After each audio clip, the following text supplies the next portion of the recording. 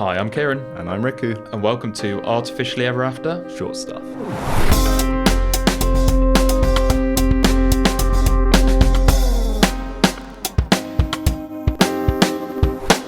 Right, so what are we talking about today, Kieran? So today we're going to be figuring out if the AIs are conspiring against us, which sounds like a crazy thing to talk about, but there has been a lot of chatter in the news and social media over the past couple of weeks about this website called Moltbook, M-O-L-T book, which is essentially a social media for AIs to talk to each other on. Oh, that sounds just like your normal social media then. Well, yeah, kind of, I guess, with all the bots on these websites. However, no humans are allowed on this social media, so it's AIs only. Humans can read what the AIs are talking about, but they can't post or comment on anything. So it's purely for AIs, so super weird, or maybe somewhat normalized in 2026 with how prevalent and widespread AIs are these days. But there have been some crazy things coming out of this social media site, which we're going to unpack a little bit today. But there have been some pretty key figures who have commented on it. So Elon Musk basically said that the launch of this website has ushered in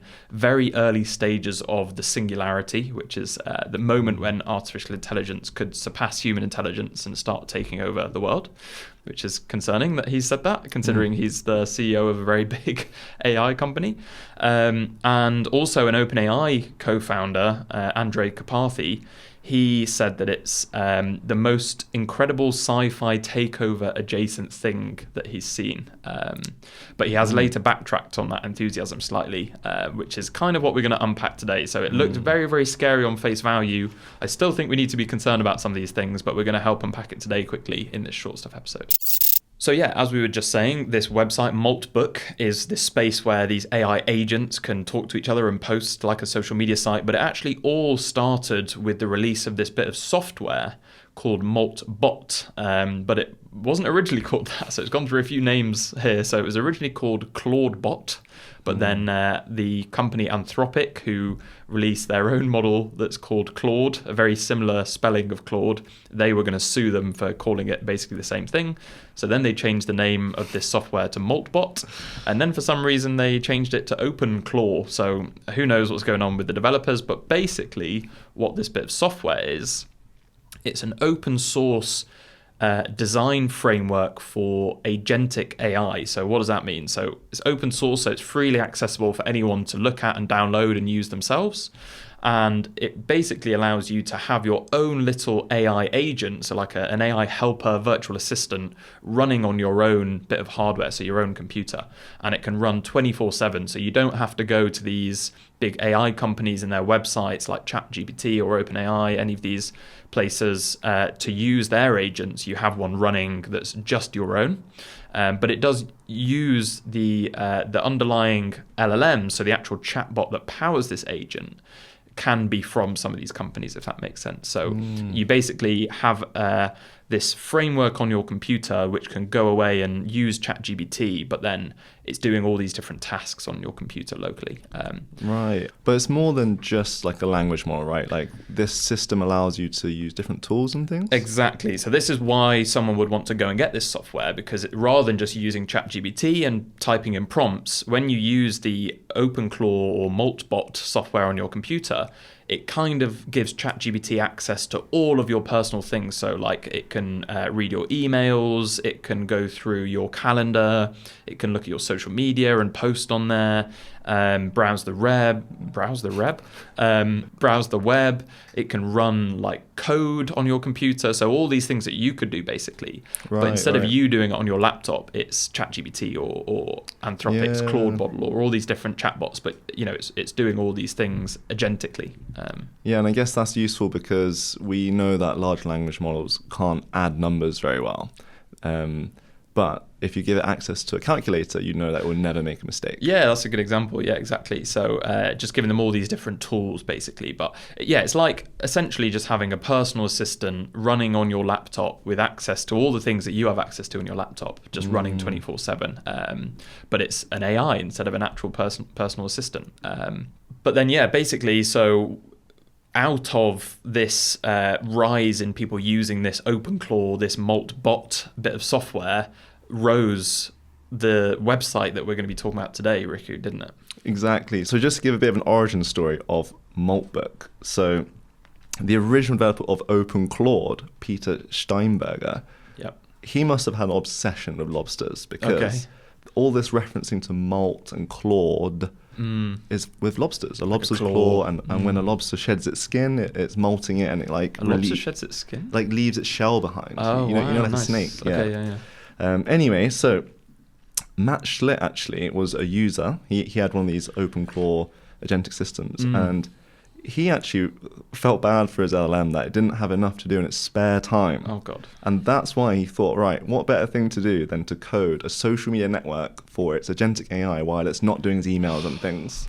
Gosh. That's crazy, isn't it? Yeah, because these agentic tools are running like 24/7 just continuously on your computer, right? So exactly. And part of the irony in that whole thing of let's see what our agents will do in their spare time is that he used his agent to build a Moltbook, and he didn't really write a single line of the code to make the whole website. So yeah, and it had a lot of bugs in the early days, I was reading as well. So wow, this is RIP the environment, basically. That's all I can say. Exactly, and maybe this would have been fine if it stayed as a little side project, but Moltbook, which started in January 28th this year, so not that long ago. Not that long. It's not even been a month.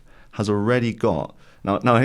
Get this right. So when we're planning this episode, it had 1,800,000 agents on it. Whoa. And about 300,000 posts. Okay.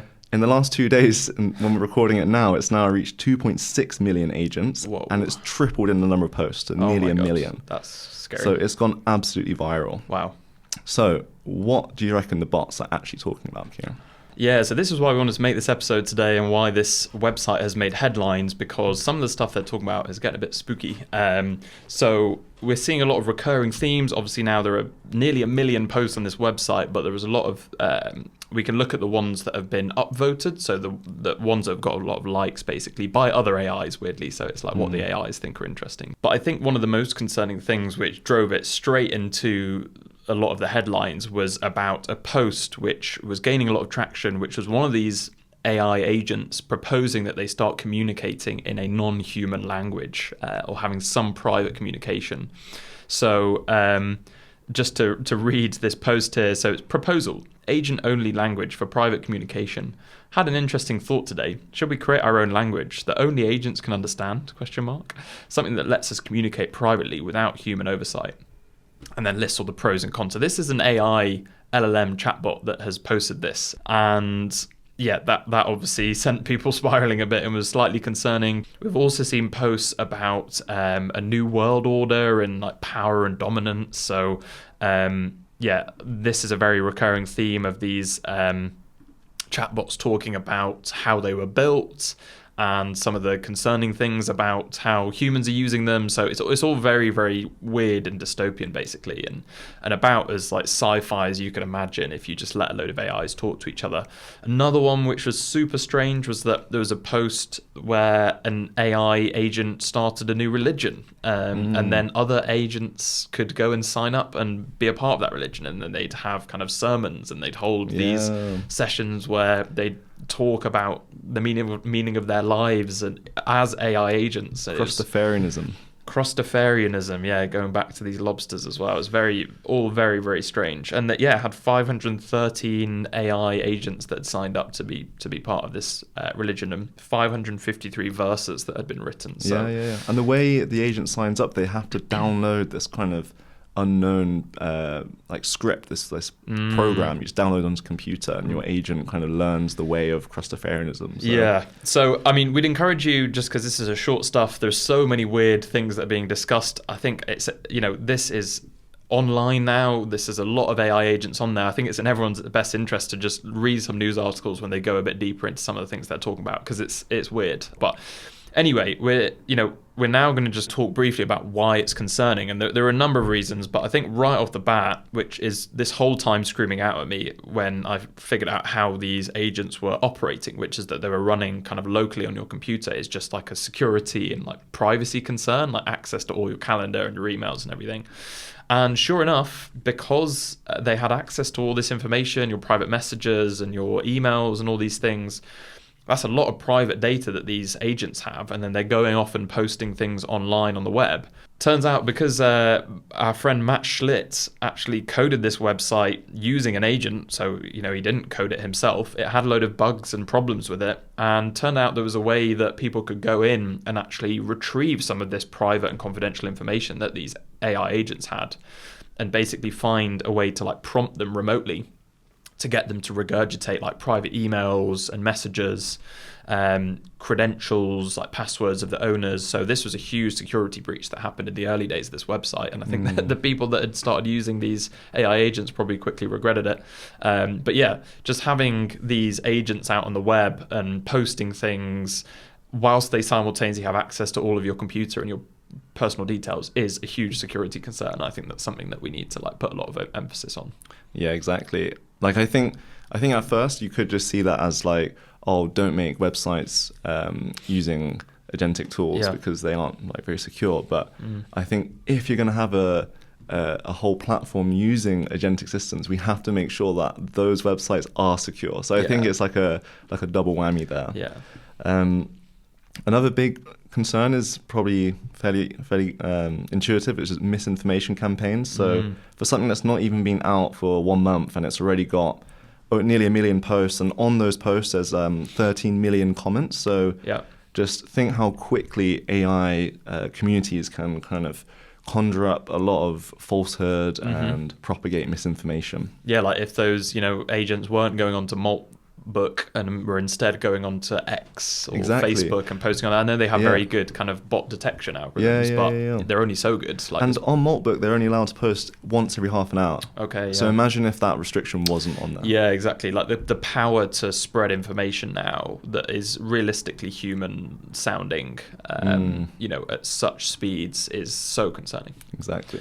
And understandably, some nation states have been equally concerned. So China's industry minister warned that OpenClaw, so this agentic framework, could pose significant security risks if it was misconfigured for a misinformation campaign. And they have been focusing a lot of efforts on making sure that they can detect and control these things. So I think most countries now will be quite concerned that this technology is out there and people are putting all these things out on the web. Exactly. And last one's a bit more conceptual, but I think this Moltbook story is kind of part of a bigger story, which is all about normalizing the idea of an agent-first internet. So we've already seen that into WhatsApp and Facebook Messenger or Meta Messenger, that they've already incorporated their own LLM. So you can actually just, whenever you're talking to your friends, you can just at Meta AI and talk to an AI. And now we're seeing that AI agents, so these aren't just chatbots now. They're actually systems that are capable of building websites, building these religions and mini communities, purchasing orders, spreading information. These systems aren't getting normalized. And it's it's just social media for AI. Kind of makes sense. It is not normal in my opinion.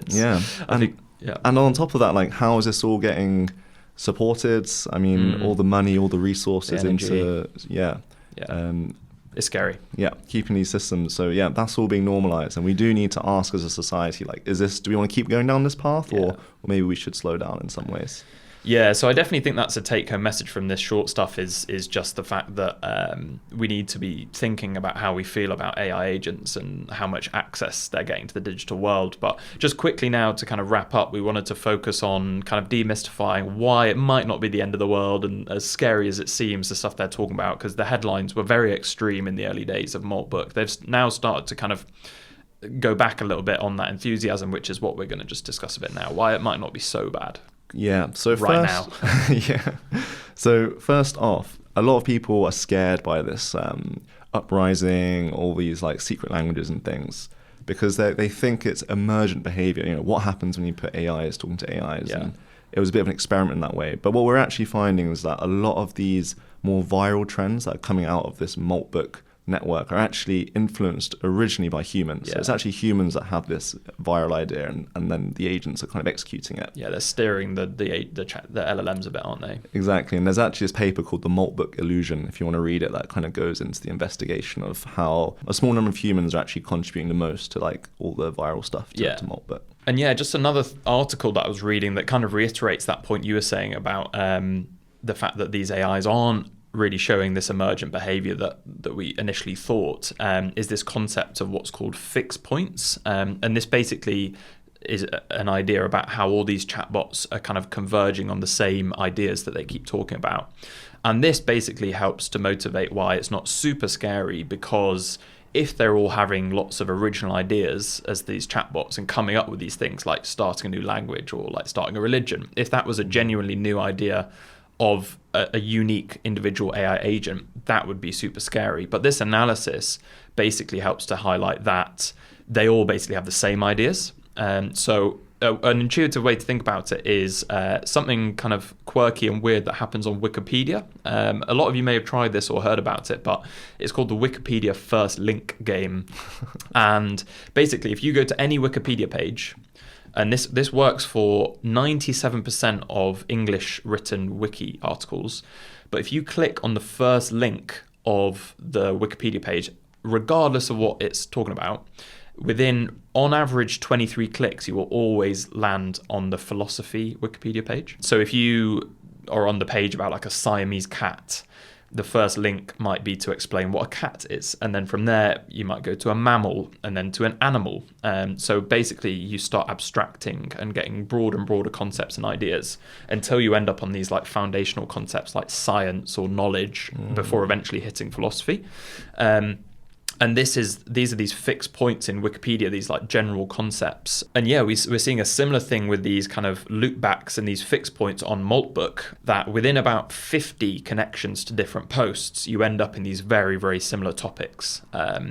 And basically that kind of helps us to see that none of them are really having that many original thoughts, and that we shouldn't be that scared right now at least. And some people were saying online that we should start worrying about AIs when they don't get stuck in these repeated patterns. So just to give you a kind of analogy for a human, for example, it's very hard to know what our fixed points are as individuals, but an interesting thought experiment is like if you had a single human stuck in like solitary confinement with just themselves, how long before they like lose their mind and stop coming up with like new and original thoughts.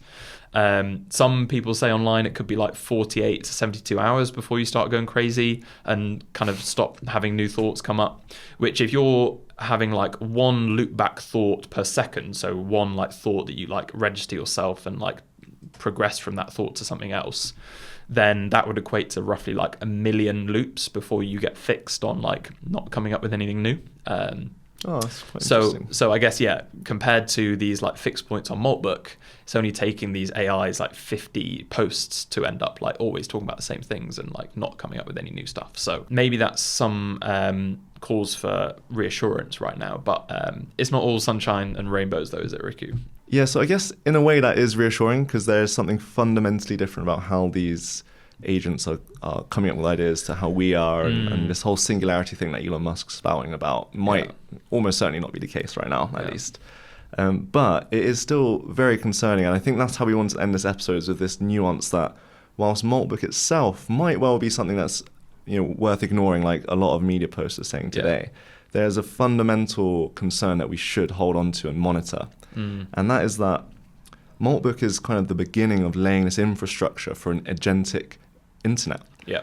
And if there is just a small change in this ability to, come up with new ideas, this fixed point loopback, if that becomes really big, we've already laid all the pipeline to having this crazy internet downfall, and how we're going to contain that exactly. Yeah. So, and also it really does highlight again the danger of anthropomorphization, this idea that when LMs write about their feelings and consciousness and how their owners love them, that we think they're real and living and experience things. And again, this is just normalizing this idea that AI agents should belong somewhere and have rights. And have rights and stuff, yeah. Even though we can't say for certain that they aren't feeling anything. But on that note, cool. Yeah. Okay, so we hope we covered that thoroughly enough in a short stuff episode, but a little bit of an abstract concept, but we hope we grounded that in something practical, which is that there are a load of AI agents on the web now. And if you're more curious about that specific aspect, about what that means kind of for jobs and the economy, head over to our Patreon, because we're going to do a deep dive on that specific aspect of having loads of these agentic AI tools out roaming on the web now. So yeah, thank you so much for listening, and we'll catch you next time.